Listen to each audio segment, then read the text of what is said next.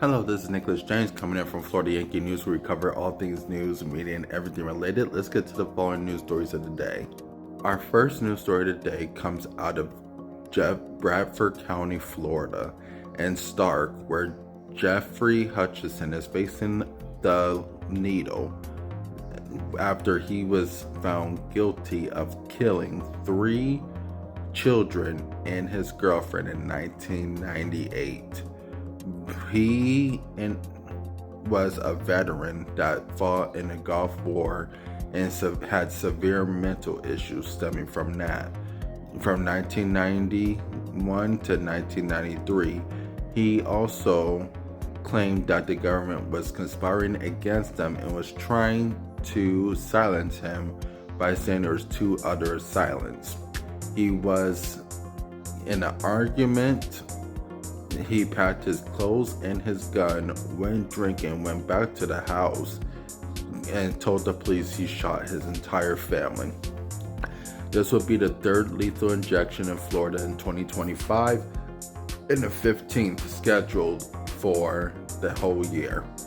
At this point, other sources are coming out with new evidence that Ron DeSantis has also signed the executive order to do so, and new images and new information are coming out at this time.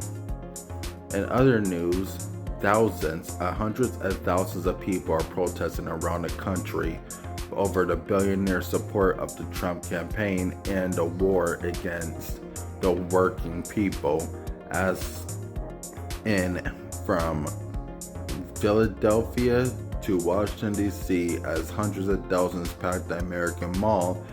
Millions of people are upset about the working conditions and the tariffs, and how the tariffs are making it harder for people to afford their living expenses, and they're not happy about the living arrangements, which means that hundreds of thousands are taking over the streets, because May 1st is typically the day that millions of people have a lot, and I mean a lot, of recognition for their working forces.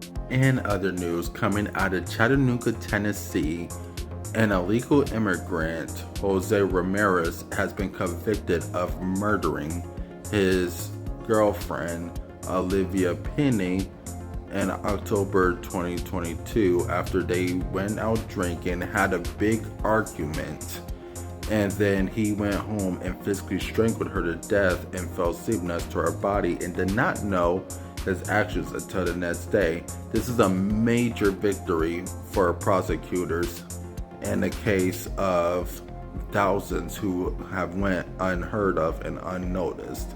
And sentencing is going to be announced in a further date. As of right now, many people have been in a big legal fight against this case, and Chattanooga, Tennessee has set policies that can either send him to deportation or first-degree murder without the possibility of parole, which is a life sentence. This is Nicholas James from Florida Yankee News, signing out.